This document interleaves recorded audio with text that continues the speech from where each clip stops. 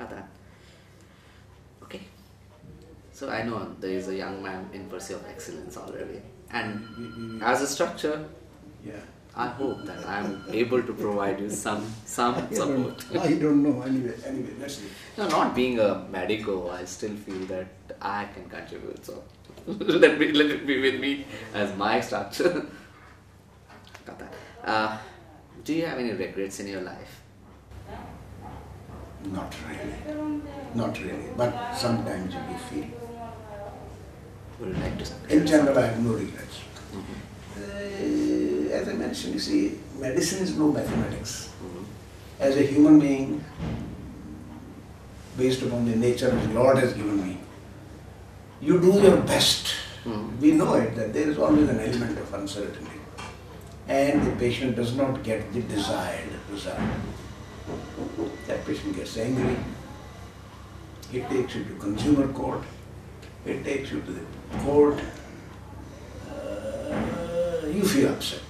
I get that. God, as a human being, I did my level best. But the patient did not get his desired result. Was his expectation too high? Or was it something wrong with me that I did not explain to the patient? Maybe even that was a teaching affair. That sort of situation teaches you. Okay, look here, probably visualize the expectation of the patient, explain to him what is likely to happen. But I never used to do all that earlier. I used to just speak. Today I write. This change is taking place. I write down. I'm operating on your tumor. There are 20% chances that will recur. I write it down. I never used to write it. For the whole life I've never written it. Mm-hmm. But for the last 10 years I'm writing it. Yeah. Because I have to spend so much of time, that sort of thing. That is the only regret. I have no other regret. Yeah, and No regrets. I can relate to what you are saying right now, and I know there have been already some cases Yeah. that I think most of the doctors face these days. So most of the doctors do face. I mean, maybe it's not like people know about it, right? It's all about anybody. For example, if I consider my situation, if something goes wrong, Yeah. I can still recall my Taji expiring almost 18 years back, and I still blame it on the doctor that he gave him the overdose of medicine that was not required. He just put him on Lasik unnecessarily. So that's my opinion. I don't know what the situation was, but given the situation that I understand, being a child also, I was always under this impression that he was being given overdose, and I was already noticing it. And then I'll get into my own theories that probably he's not being treated well, this doctor is not appropriate. Over the period of time, people settle. I settled. I got really no regrets about that. But at the same time, impulsive thinking sometimes lead to such situation when people really go to the consumer court, start blaming you.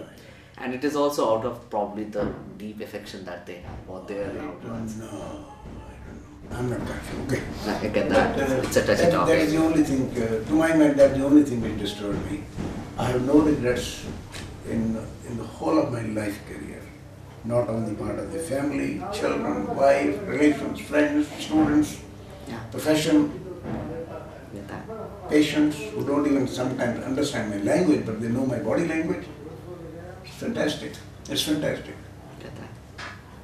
Yeah. I get that. And my request, Dr. Saab, considering this touchy topic, one of the things that probably can be done is being forgiving. Not like whatever the other person did, you can be forgiving to them. No. Forgiveness is a big power. Certainly, I pray Lord Almighty, Lord, this opportunity has made me learn how to explain better. I have put it that way. Yeah.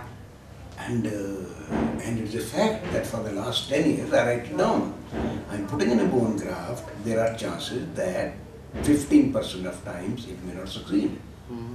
I'm doing your bone tumor, there are 20% chances that this tumor will come back again.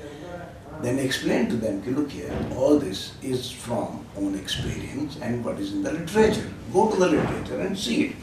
I think it gave me a teaching lesson. Oh, I learned it. No regrets. No regrets, no ill feeling. Yeah. No, not at all. I get that However, I'm still looking for that word forgiveness. What?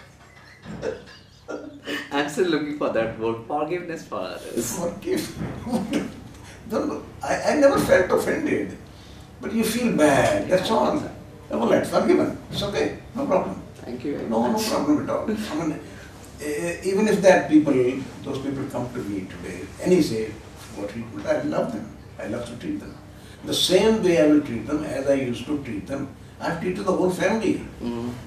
The whole family has been treated by me earlier. But overnight change हो जाता है. तभी आपको उनको forgive करना है और ignore करना है.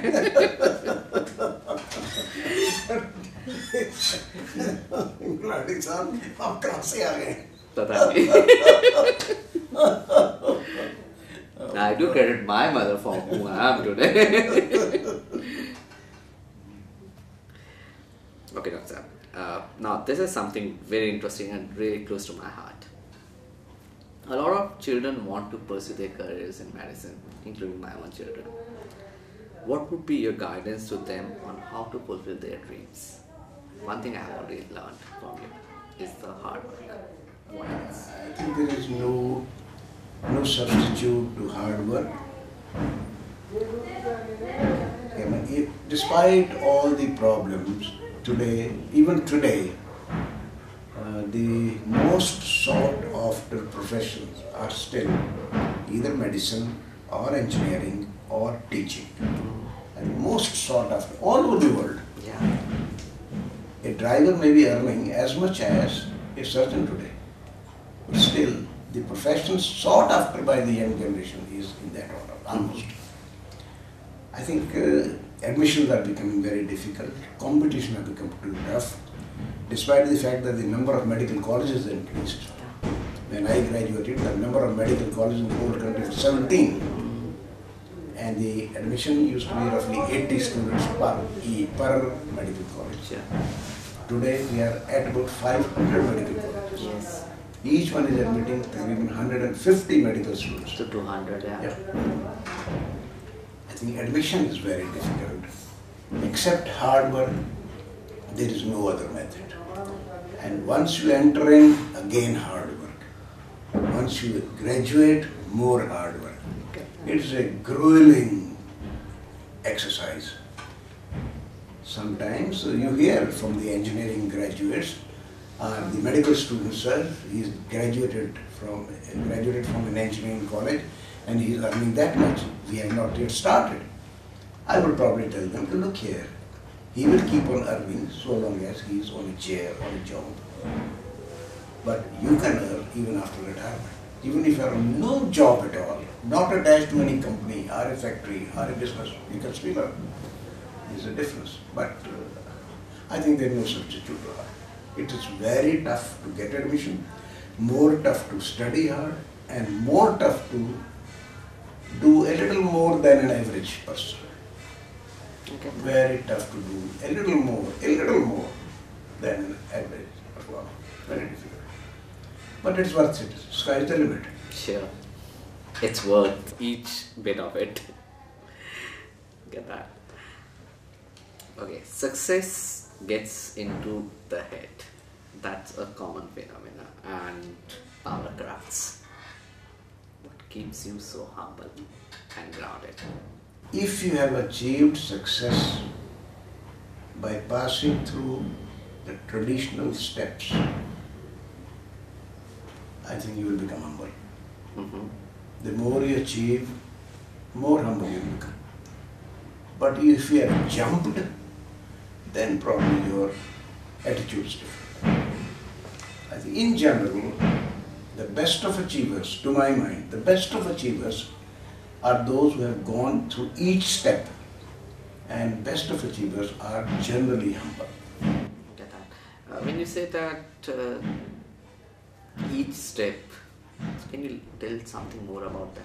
You say, you become a student, you become a house officer, you become a senior resident.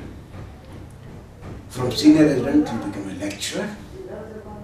Then you go through assistant professor, associate professor, professor, director, vice chancellor. Mm-hmm. There will be some is enter the lectureship. From lectureship becomes the vice chancellor. That is jumping. People who are jumping, I don't think they learn the humility which we get as you become a performer through each step. Because one of my teachers used to tell me, I think it's a fantastic statement. Dr. Tuli, don't look down upon those when you are going up. You will meet them all when you come down. I get that. Well, look at that statement. But this was made by my teacher when I was a boy. And at that time, this boy put it in his brain. Neurons. Put it in his neurons. I think somebody has to tell you, hey, Sonny, you are going up all right. Fine. But don't look down upon them. It means you remain humble. You are going to meet all of them when you come down. And in that way, he told me two things. One, you will never be on the top forever. You have to come down. And second, don't look down. Be kind to them. I think a lot of it depends, a lot of it depends what you have been told. But at the same time, so there are so many difficulties. Parents are the same. Yeah, and they have only one commitment. They have the commitment to bring up good citizens from their own children. Yeah. But each child will be different. Sure. Teacher is the same. There are 60 students in the class. Everyone will not listen to positively to what the teacher is saying. Some will be positive, some will be indifferent, some will be anti. So all varieties are moving. Got that. Got that. Okay, Dr. Sir, you are not only a great orthopedic surgeon, you are a great human being as well. Great. My family and children tell me every day that I am a fraud. Oh, that's interesting. I'll have to meet them. I'd like to get those proof points and evidences. that is what they put me on the ground. I get Don't that. put me on the ground. Every day I'm put on the ground. By your? Children, wife, they're all highly educated people. I get that. But they put me down every day. Yeah. Honestly, they put me down. I get that. If I tell them what I was doing today, they will probably beat me. Yeah, I get that. And I'll meet them so that they don't beat you. We want you for many, many years, Dr. Sir. No, it's fun. It's fun. Yeah, so it's like, I've seen you really infusing life into the people who are already disappointed and resigned about their challenges. So what I have seen you doing the best is that one is the physical disability which may come because of whatever disease they are facing. The other part is that loss of confidence and that mental strength which they lose. And I've seen you infusing life there by just few words. And how can you do that thing with so much of ease? I mean, my wife is a typical case. Oh, your wife also depends on the patients. The one thing, Ramesh Mene, I've never told a lie to a patient. Never told a lie to a patient. I may have hidden one thing, that your death is imminent. Otherwise, I've never told any lie to any patient. There are certain conditions which are untreatable. I won't tell it to the patient, but I may tell the relations, the mother, the father, beta, we have no treatment for this condition. This child is your guest, maybe for 5 to 10 years. Just a question of the way you tell. This child is going to be with you for 5 to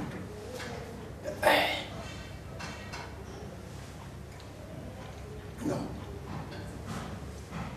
So bad to tell it. But that is the only method of telling it. This child is with you, he is your guest.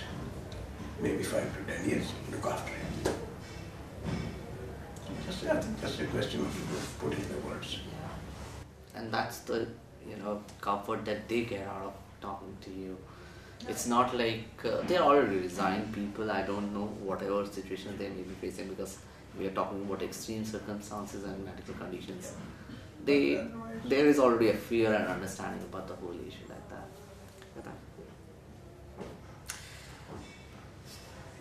Okay. You took me to a wrong level. Okay.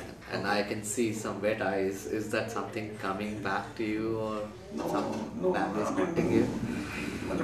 It's a fact, whenever I tell the parents, okay, look here, this child is suffering from this disease. He's your guest for a few years. Look after him. My eyes get filled. I know that I just cannot do anything. And I also know it, that nowhere in the world anybody can do anything. And these are the type of the situations which are exploited. Somebody will say, no, we'll put in stem cells. But there's no role of stem cells in this condition. And anyway, so this is intentionally I've never told lie to any patient or his mother, father. Never. I mistakenly everything I thought to that. I think that makes them comfortable. I get that, and that's a ease that comes out from you naturally. And they do understand. Body language is understood by most of the people. Even the most illiterate people can understand your body language. I have dealt with the poorest of the poor in the country. After all, I was in the government institutions for 35 years. Medical College, Banaras, University College of Medical Sciences, and in government institutions, majority of the patients are those who are poorest of the poor. They may not be able to communicate with you, but what you speak, they understand it. They understand from your body. They not necessarily even understand the English, but they understand. That's a way, somewhere in their hearts, things do really get complicated. It's not only the language. But almost coming to an end. I've seen your students and fellow doctors dedicating their medical facilities in your name. So how do you feel about their love and gratitude? I think they are very gracious people who are doing that, if at all they're doing it. They're being very gracious people. I pray. I would still pray. Keep on praying. I hope they carry on medicine, orthopedics, in standard medical ethics. That's the only prayer I have. There's so much of pressure from trade, pressure from industry, pressure from commerce, subtle incentives. I pray they maintain their ethics. That's all what I can say. That's also significant in today's world. Not only for betterment of the society, for the whole humanity, I would say. Certainly. Yeah. Certainly. Thank you very much, Dr. Tuli. I think that was again one of the enriching lessons for me. I really feel privileged to be part of this discussion today. And Right, sir. I'm an earthly man. I've dealt with earthly problems. Probably I've also dealt with earthly human beings. I get that. I have not dealt with the... Most of my people are earthly. I don't think I have dealt with many people who are the elitist of the society. Probably not. The commoner. As a human being, I put in the best. My family could give me an opportunity, put in the best, without any demands. I get that. And I would love to meet them very soon. They are dangerous people. Now you're conflicting. Now you're conflicting, and I cannot let you go into that conflict. I know how loving they are, and that's a person who you are. I'll get this sometimes. And now I know the address, so you need not. Someday I'll just barge in, I'll talk to the family and collect all those evidences, show it to what you have been saying, that you are of their dangerous, mistreatment. of their mistreatment and what blames you have been putting on them. You know how a small story in the television, how birds survive in Siberia. You read that? No, I haven't.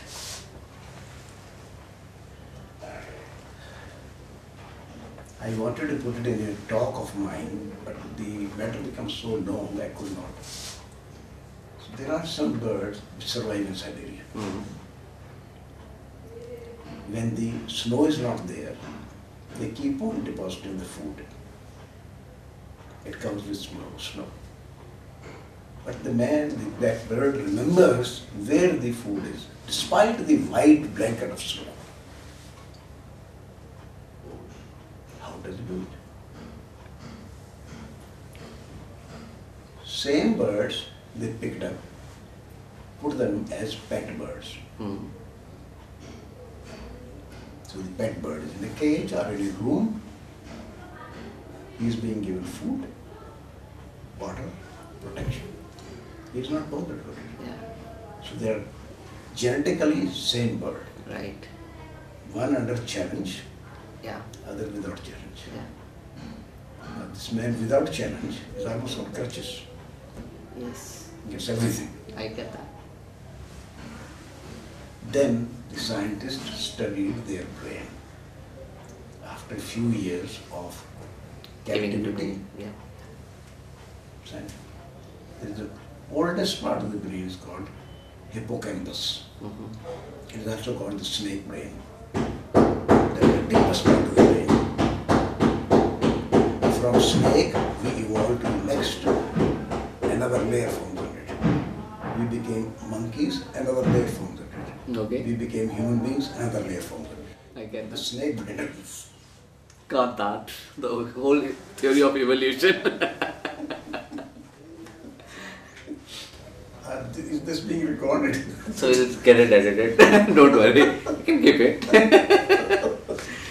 Pilot. Scientists found that hippocampus of the bird living in challenge is developed like this, and the one Who is whose engaged. challenge was removed, it got reduced to this. I get that. It's fantastic. So it's a challenge which it's a challenge which makes your neurons grow and work. Get that. Perfect. That's amazing. The Amazing. same thing, if you have passed through all the stages of going up, Yeah. I can relate to it easily now. I mean, that's a beautiful story. I read it on the internet. I said, what the hell? Person under challenge, he wants to do something. Yeah. There's something. He's up to something. The brain, the cells keep on working. Yeah. The moment you are provided everything on the platter, not needed to work. Get that. From this much size, it becomes this much size. So this is how the birds find food. Okay, bye-bye. Perfect. Dr. Saab, thank you very much. We just wish that we continue to have you to support us all the time. And I wish you a great, great life ahead. If this small conversation of mine can continue to drop in the upliftment of thinking, upliftment of performance, for the betterment of society, education, students, I am rewarded. And I'm confident it does. At this moment of time, at this very instant moment of time, it is impacting 5 different lives of them new. And constructively. All positive. Thank you very much. Thank you so much. Nice talking to you. I'm A obliged. privilege to be here. I'm obliged being examined like an examiner. Sometimes teachers also get examined. Thank you very much.